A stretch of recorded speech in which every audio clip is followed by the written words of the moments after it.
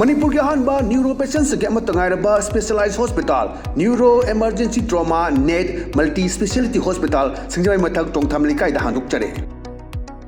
hospital असना मरुइना BP stroke brain tumour लंबी की खुदोंथिबा spinal disc prolapse spinal tumour अमदी माइग्रेन चिंगबा लायंगली हॉस्पिटल असदा न्यूरो की लायंग चंगबा अफब मखल की खुसु खुलाई अमदी मेशिन मरांग कायदे लई मसिना कोक मरी लेनबा तोंगान तोंबा मखल की अनाबसिंग निंगथिना लायंगली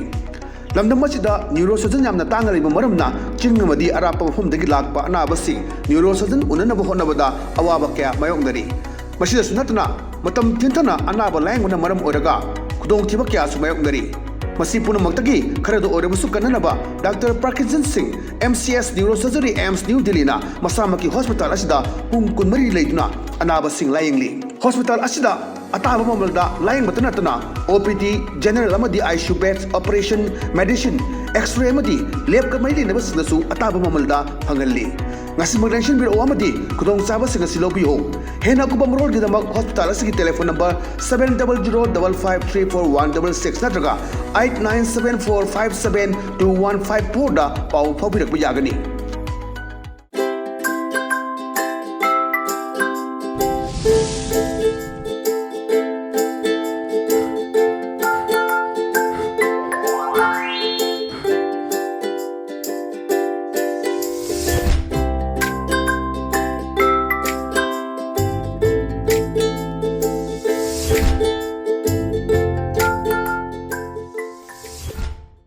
Kurumjari ELITETV ki test of cartoon ki maha omeng ta video su hanu taram lokchari maru ngasi infala fonga pau se singe cartoon singda cartoon nisina kari hainung liba kari fonong liba kari wakal khalan liba do myam sanunga thamjage an lokosage sangai express ki onthok pani da iza onthok pani da ba cartoon se yam phajaba cartoon ni sumang lilagi sinnamani seida koi opposition da leiba hai ta any party pande seida ni thambal ga koi khubak ni haji yamna Manipur da lei sidi adaida lilagi sinnama khani myam se no gi yengi ad elected ani ni kai no elected ne hai kan da koi kuta paijama se le neru to pi uppe ad elected ne na ona party mem di pande da policy ai ga BBS ki se ada man hai amasina na hoi kana kana lei patlaba pumlaba Manipur ki thambal mayam si maru phangla phuktalu ana haibne adaida amasina khurum baga harak pani mana atai di phuktat belai gani maharaj adubu amadi dhan bhangrabani taekwondo da जगो issue यामना है फुक्तत बलुगनी बोने याम नोंगनिंग pony हारी लेरिबा chief minister सिगी मागी मगुन नि थारे इसे एगा BBS के से अतै दी तुम लेबसे फुक्तत बलाई ने दुबो हंदे के सिदी पांग यादो मानदे ताइकोंडो दा धान भंगरबनी अतै जगो इशू याम है यदना नोंगनरिबने दुना हंदक यावसंग सिदी कोई जगो इशू याम है नि यावसंग दी फातना थाबल चोंगदो माली काइना कोई फागी तौनबा एकदम हाइबदुनी मसा मसा की एकदम तौबंगंबा टैलेंट दुनी दुना हाइबदुनी खोनी कोनाक संगमागी अदुगुमांगदा मुकुल संगमा ममांगदा खोय मेघालय लेकांदा खोना चकांदा दम मयाम तौगांदा दम मयाम की पब्लिक प्लेटफॉर्म दाइ तारे सही सक्तना दम मसाना गिटार खोंगा सही सकप खोपा दम माना मा हाइ हाइजबसिंग मागी हॉबी दम पुथोंनि खोय खोय तंजा चादबा हाइ बाय दाइ कसु कायबना तबा अदुबो लाइबक थि बाय तारे जगोय साबदा तुसनबा खोजनबा सोशल मीडिया दा वायरल चकिबा खोतकिबा अदुम याम लई अदु थबकसी याम कन्ना full swing dani chathar aisi sahi ama sida achauba adugi chief minister siga achauba acid test ni aduna pathab leite ngarang suni hek delhi dagi thunga baga dum lambi thung semi ba mayam dingkuro do chatna kari kari torgi asi lepal leite adagi aduna expansion gi form sima khara thindarani na khoi hainai duni khuna su thamjagi baduni aduna madu khoi budget session gumba phama matungda तौरप याई हाइदना लाइबसिनी अदना खोई budget session पैसाजी कमाइना चलाइगदगी हाइसिगी मसिगी सेनफम म पुथोक्तदी यादबा मदुदनी अदुदनी ngसागी थंबाल से मरु फंग पुतलो कांदा अस अतैदी पुक्तत पलाइगनी महाराज अदुबा मसिदी धान फंग्रबनी taekwondo दा जगो सु यामना है पुक्तत पलुगनी बोना यामना फजबा अदुमबा कार्टूनी हाइदना याम थमजगे मतंग दल रिशना खोई सना लेबा की लोइरेदना अदुनेबा लोइरेदना सदा खोई केनोनी देव कर्म की मफम अमदा थेंगनाबनी अहल अनिख वारी सानाबगी सिनहजिसी देव कर्म मतमनी पोइनु लमता अदि फाइरेन दगे फाइरेन अदि पोइनु वर्किंग फाइरेन लमता सी नामला खोई जी पोइनु मार्च की lamta matamni hajikna dum lohong khongdong matamni adu matungdadi lai chep khragadi lohong khongdong ba yadrena matam kuina mu season je op leraga leidoni khoi chennebi gi matungina lai chepa na da leraga madui matamdadi lohong ba yade adu yade na khoi chennebi leibanina ala pham gan sida amasna hayangak paneba chebau gi ijat ngak pada sidau rena hajik si dum poyeng se lupa chawnga sina minimum ni lising ama adagi lising ani yam payaga na dum lising hum mari manga piba dubu elis ina khungere laire gera kari togi ge khwai dagi minimum balance se kana na hudu kinu khang de ji lupa chawnga da minimum adagi khara khatang henga bachal pa lising ama adedi khara ngakhiba mantri mandol kai asau sang myam da lising ani ahum mari manga swai jini poyeng ge pineri se hoi yam legadi yam na kra toba adu khoi chane bi da hai tare poyeng si yam afaba contribution na as a part of contribution ne adugi basi ma akta khoi pala gi sai thaba on the other hand amorom dana mo khoi babong mai ta ba na sai sankriton dubu loi bawde lei biyo dana yumbu na thamjaba mi singdu khoi gi matam de di khoi pana ma tanga ma toroga sida khudai ma toroga tham chanabi sel patara kun da toroga thamnaram bani tha chanaram de karam bakan de horaki bono leiri babu umai de leiri sing thaga dabni hadna paisa che poyengi yam dabdal pachonga natar lising ama thaba gi babu umai ta ba nupa gi mayam su le ni pirum jung thab dia roi aduna lising ama chonga adu lising ama di ting de adre yam drabada aduna round amurakti changam de yadre ma poyeng aduga round ama tharurani adaidi yumbu duda karida mai khangna duda magi poyeng du piram doini aduga pasaga thadana ga tawsidi akhoi lemnadabagi chanada akhoi kano tawba lemdaba ma unarakpa duneba adu film se lekan se wana ba hai tare sidi no mada akhoi karma se ahum mari ga chenba laktaga no waruba masi mana lakti do kai no ne hangadaba ai na di ma ga chatli aduga ai da na ma lakti na da madu da waru na su mayam yauduni madu gi ngamna hona bada awa mayam thengnabagi sinna kak thamakpani ada masina khume ta da ngasi gi se aya ki humber do bandhan thamlam laga yauri banine na ai cycle do humber cycle do bandhan thamaga deba ka madi chat ya de do madu gi chatra bada waru pulong na ba me am oidoni do adu gi tawda ya da na ai masi ai humber do bandhan thamaga ai yawala aine na adu gi leiriba manipur gi leiriba situation matang da thamakpa yamna fajaba cartoon en thamjage pathang da leisna khoi pona phomgi balo he duni balo isam nungai ba kanoni se yausing matam la adigi haligi karigi leirba haji amaram dadi minister oidaba se phainam khalang mani mla kharadi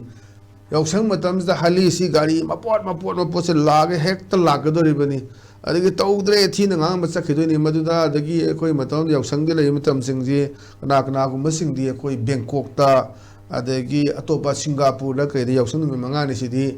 mayam gi nakadeng aduga leiriba se loi yauni mayam khangdarabani police ki kangbu ge ji leiriba degi commando gi euro holi pala euro kari club ki euro kari ekta ji sponsor tawdo ni na khaiba khotpa ji loi laktoremni madude da khang mangam dana mem chena ba tour jathokpa family tour ne satoko mem sum jawna ba mem na khangdara from ni sidi akhoi gi open secret ni adom mem se leibani adeng ngasai gi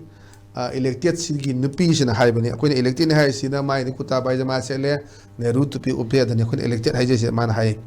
o yausing naksile thabal gi sel do pawrop happy ko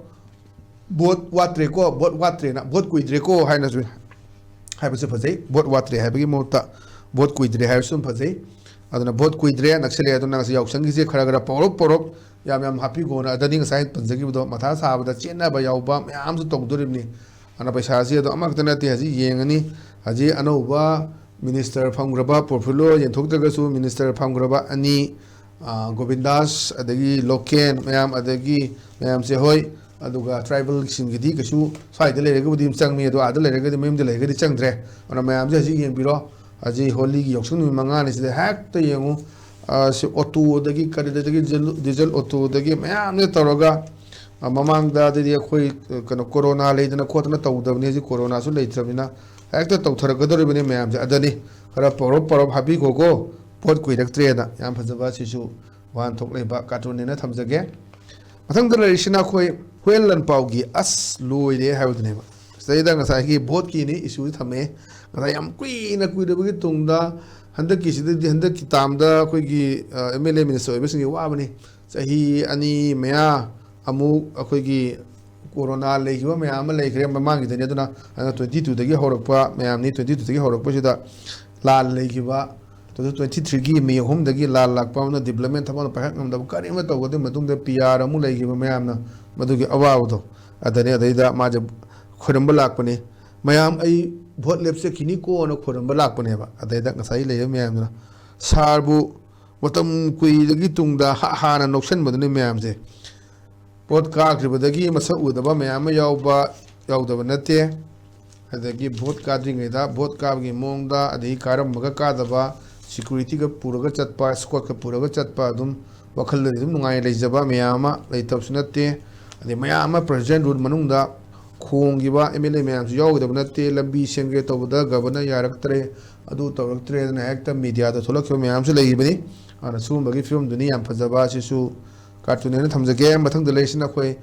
the people's chronicle gi ni Thursday theater is na da haju ma su mikhal the base tawre sida mana haibane ba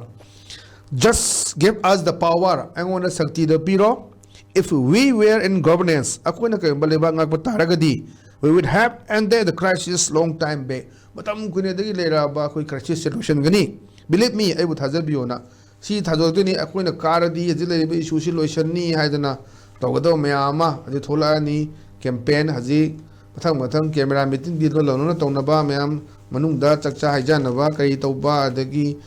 yum sabagi karigi mateng pangba lohong khongdum bagi mateng pangba nongna vote lepkadaba sing mayam tawba khongba lukpan tawba JCB sinaba mayam si khoi tamna dum urani ana yengsi manipur gi mayon si kamain lakadaba no haiba adagi haji fawda manipur state assembly da MLA karaga single word phong taba mayama masak tu ubadaba adagi yauribari yaudaba khangdaba mayam su yauri ana kramain toroga kari lakata gi debsu we have to wait and watch sabaduni aduna ngasi gi dedumba ELITETV gi test of cartoon gi mahaw matang asodration jere meng ta video singbo makana kurum jabagalona kaini na ya thini jari pinebirisi